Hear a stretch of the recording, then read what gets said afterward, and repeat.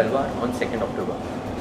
विशाल sir, सबसे पहले आपसे जानना चाहेंगे, आपने ये कंसेप्ट जो है, ये फिक्शन ओरिजिनल स्टोरी, ये किस तरह से आपने इसको बनाया, इसके बारे में अगर कुछ संक्षेप में अगर आप बताएं। नहीं, ये केस तो पब्लिक डोमेन में था और इसकी सारी जो डिटेल्स हैं वो भी पब्लिक डोमेन में हैं, पर इसमें इतना कॉन्ट्रडिक्शन था दोनों इन्वेस्टिगेशंस में कि मुझे लगा कि ये बहुत ज़्यादा इंटरेस्टिंग ड्रामेटिक फिल्म बन सकती है।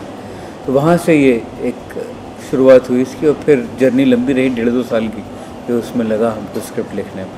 एंड हाउ डिड मेघना ji came on board for this project? क्योंकि ये फिल्म मेघना के लिए मेरे पास तो आइडिया था, मुझे खुद, मैं हैदर में बिजी था and she wanted to make a film, तो मैंने मेघना के साथ बाउंस किया ये आइडिया। वो भी इस केस को उतने ही शिद्दत से वो कर रही थी, फॉलो कर रही थी। तो फिर जब उन्होंने और रिसर्च शुरू किया, that's how it all started. तो फिर मेघना आई, फिर प्रीति जुड़ी। जब एक बार स्क्रिप्ट हो गई तो हमने प्रीति को दी स्क्रिप्ट, वो उनको भी उतनी पसंद आई, तो फिर हम तीनों एक साथ जुड़े। मेघना जी, अपने बारे में कुछ बताइए आप, और फिल्म को किस तरह से आपने संभाला? एक तो मटेरियल बहुत था, कॉन्ट्रडिक्टिंग था, लेकिन एक बार जब स्क्रिप्ट बन गई इसकी तो काफ़ी क्लैरिटी मिली। और लेकिन आसान नहीं था, क्योंकि मतलब एक ही चीज़ को 3 बार अलग अलग पहलुओं में, मतलब और डिफरेंट पॉइंट ऑफ व्यू से दिखाना वाज नॉट इजी। तो एक इमोशनल डिस्टेंस रखना वाज इम्पोर्टेंट वाइल शूटिंग, और येट पैशनेटली काम करना। तो क्लिनिकल और passionate, there was a constant tussle with that.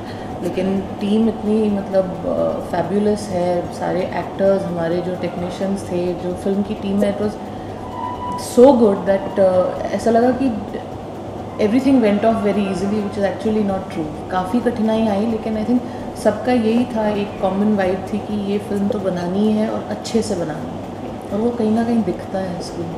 This is your debut film? No, it's my third. So लेकिन इस तरह का कंट्रोवर्शियल सब्जेक्ट क्यों? आप इसे कंट्रोवर्शियल कहते हैं, मैं इसे इंट्रीगिंग कहती हूँ। कंट्रोवर्सीज हम ही क्रिएट करते हैं, लेकिन जब आप वो कंट्रोवर्सी का धुआं उससे छांट ले, तो there is a very intriguing case at the bottom of it, जिसमें एक क्राइम है, 3 इन्वेस्टिगेशंस हैं और 2 थियोरीज हैं। एक ही इन्वेस्टिगेटिंग एजेंसी से 2 थियोरीज निकली हैं। उसका इंट्रीग है सबसे बड़ी बात इस केस की। और गुलजार साहब का कितना सपोर्ट रहा होगा बाकी प्रोजेक्ट में? He is done the songs. Script हमने आई थिंक एक ही बार शेयर की उनसे, और रिएक्शन उनका जो आया तो फिर कहा कि अब और हम ड्राफ्ट्स उनको नहीं देंगे। फिल्म जब बन के एक रफ कट बन गया था तब उन्हें दिखाई, गाने उन्होंने लिखे हैं, और फिर कंप्लीट होने के बाद उन्होंने फिल्म देखी। Being a producer, how you wanted to get associated with such an issue? So when I met Vishal, at that point we were discussing the kind of films a new company like ours would want to make. And very clearly, because we come from a very large media company, one of the things that I think that would set us apart is if we made films that were from headline stories. And Vishalji said that there was the script, and I'd followed the case but not in detail. So when he handed over the script without giving me any background to what I could expect, there was just no two ways that this film was not going to be made by us, or that this film should not be made at all. So I was on board almost instantly for that reason. There was a lot of trepidation because, it's as you call it. You called it a controversial case. Not that it was just a case that had too many questions that were unanswered. So as a producer, you had to tread very lightly and ensure that it's not sensationalized. Ensure that the story that you're going to tell is going to be trouble-free entirely.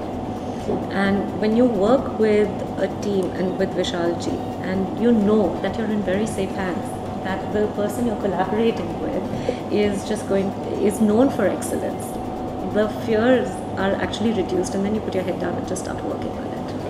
Talking about Vishal sir, आपने film लिखी है, इसकी music भी आपने दिया है, तो एक फिल्म में विशाल भारद्वाज का टच कहीं ना कहीं हमें दिखाई दिया, तो वाज इट ट्रू?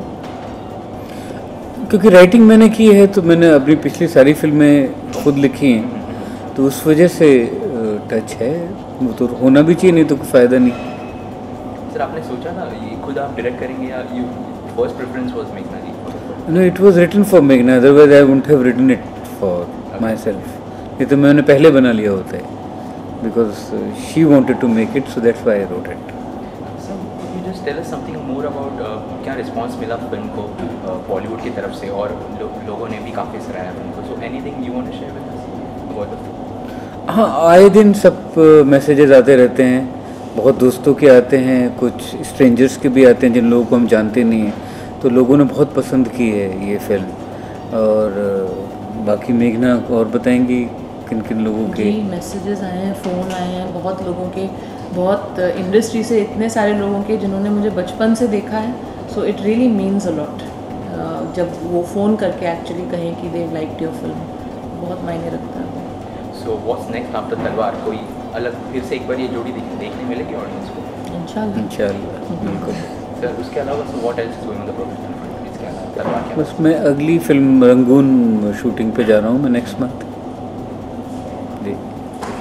ओके मेघना जी, आप इसके आफ्टर तलवार what's next for you? I want to hang around on Rangoon sets for some time and then think of something else for sure. Ma'am, you have been associated with many movies recently. So what's next for you after this? So I'm going to go on record because it's going to put a lot of pressure on Vishal ji. But I know that after Rangoon, his next film is with us. So this I will say, and it should just go out there in the public domain so that it happens. I believe in that. बिल्कुल, I am looking forward to. Good, she's trapped, not me. Thank you so much. Thank you. Thank you.